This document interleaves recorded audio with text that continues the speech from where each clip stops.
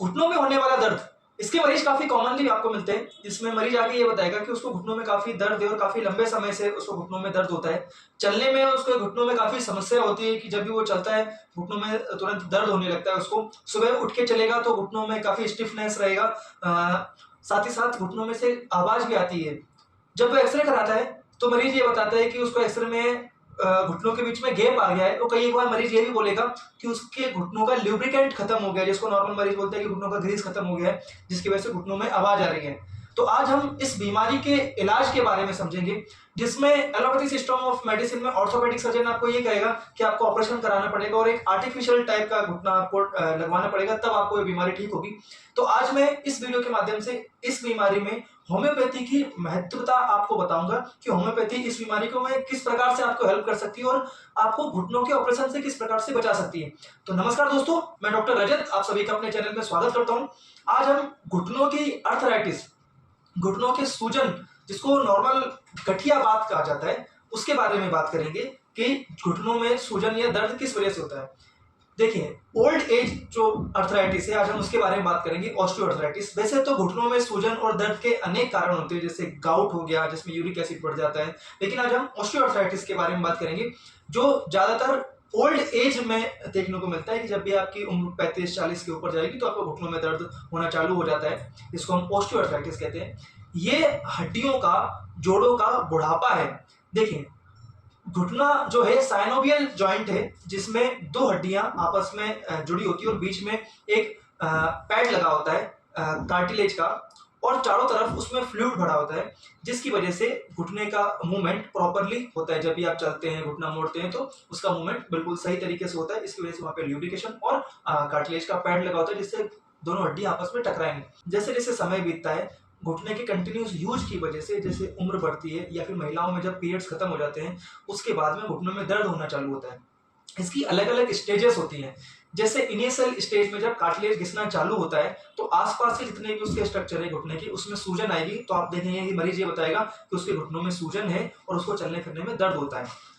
फिर जैसे जैसे ये बीमारी आगे बढ़ती है, कार्टिलेज और घिसता जाता है और कार्टिलेज की लेयर बिल्कुल खत्म हो जाती है और दोनों हड्डियां आपस में टकराने लगती हैं, जिसकी वजह से मरीज को काफी तेज दर्द होगा। और जब ये बीमारी थोड़ा और आगे चलेगी तो इसमें डिस्ट्रक्शन देखने को मिलेगा कि कार्टिलेज खत्म हुआ, दोनों हड्डियां आपस में टकराई, जिसकी वजह से हड्डियां घिसने लगी और वहां पे नई हड्डियां, छोटी छोटी हड्डियां, ऑस्टियोफाइट्स का फॉर्मेशन हो गया और दर्द होने लगा।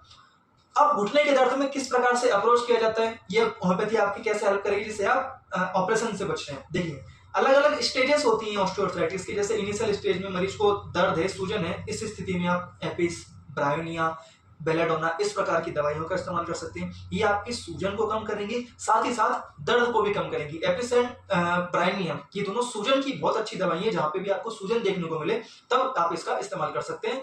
ठंडे से एपिस में आराम आता है, सूजन थोड़ी ज्यादा होती है। ब्रायोनिया को चलने फिरने में काफी तेज तकलीफ होती है। तो अगर आपको सूजन है, अभी आपको ज्यादा समय नहीं हुआ दर्द को, तो आप एपिस और ब्रायोनिया दवाई का इस्तेमाल कर सकते हैं। जैसे जैसे इन्फ्लामेशन और आगे बढ़ता है, इन्फ्लामेशन क्रोनिक हो जाता है, तो दवाइयां और क्रोनिक चाहिए होती है। एपिस होगी, ब्रायोनिया होगी, थोड़ी सी अर्ली स्टेज की दवाएं। फिर जैसे आगे बढ़ते हैं तो ब्रायोनिया के बाद आप रस्टॉक्स दवाई का इस्तेमाल कर सकते हैं, लीडमपाल दवाई का इस्तेमाल कर सकते हैं। आगे चल के आप फॉर्मिका रूफा, अगर क्रोनिक इन्फ्लामेशन आ रहा है तो आप इन 3 दवाइयों का इस्तेमाल कर सकते हैं। जब घुटने के अंदर डीजनरेशन हो जाए कि जब कार्टिलेज पूरा घिस गया है और ऑस्टियोफाइट बन गए हैं, तो हम इसको डीजनरेटिव आर्थराइटिस कहते हैं। इस स्थिति में अब आप रस्टॉक्स तक आगे आगे आपने लीडमपाल का भी इस्तेमाल कर लिया। अब आप ग्वाइकम जैसी दवाइयां, कॉस्टिकम, जिसमें मरीज को स्टिफनेस काफी देखने को मिलेगी, घुटना सीधा नहीं होगा उसका, तब आप कॉस्टिकम का इस्तेमाल कर सकते हैं। कॉस्टिकम के बाद इसमें कैलकेरिया ग्रुप आता है, calcarea phos and calcarea fluor, ये बड़ी दोनों इंपॉर्टेंट दवाई हो जाती है। सिम्फाइटम जो हड्डियों के लिए टॉनिक की तरह काम करता है, तो आप सिम्फाइटम हो गया, कैलकेरिया फॉस, कैलकेरिया फ्लोर, इन दवाइयों का इस्तेमाल कर सकते हैं। जब आप ये देखें कि एक्सरे के अंदर ऑस्टियोफाइट्स बन चुके हैं और कार्टिलेज पूरा खत्म हो गया, तब आप कैलकेरिया फ्लोर और हेक्लालावा, 2 दवाइयों का इस्तेमाल कर सकते हैं। साथ ही साथ इसमें सिलिशिया और अर्जेंटम मैट दवाई का इस्तेमाल भी आप कर सकते हैं। अर्जेंटम मैट कार्टिलेज का दवाई है और सिलिशिया हड्डियों को मजबूत करने के लिए होता है। तो मैं समझता हूं दोस्तों, आप होम्योपैथी का एक लाइन ऑफ ट्रीटमेंट समझ गए होंगे। इस प्रकार से अलग अलग सिम्टम और अलग अलग स्टेज के अनुसार होम्योपैथी में दवाइयां होती हैं। अगर आप अपने सिम्टम के अनुसार, अपने जो भी आप जिस स्टेज में, उस हिसाब से अगर आप किसी होम्योपैथ से इलाज लेंगे तो आपके घुटनों में आगे चल के और ज़्यादा डिस्ट्रक्शन नहीं होगा, और जितना डिस्ट्रक्शन हो गया साथ ही साथ उसको होम्योपैथी दवाइयाँ थोड़ा सा रिस्टोर करने में भी हेल्प करेंगी और आपको ऑपरेशन से बचा लेंगी। आप अपना नॉर्मल रूटीन वर्क कर सकते हैं। अगर आपको किसी प्रकार से मेरी सहायता की जरूरत है तो स्क्रीन पर आने वाले नंबर से आप मुझे संपर्क कर सकते हैं।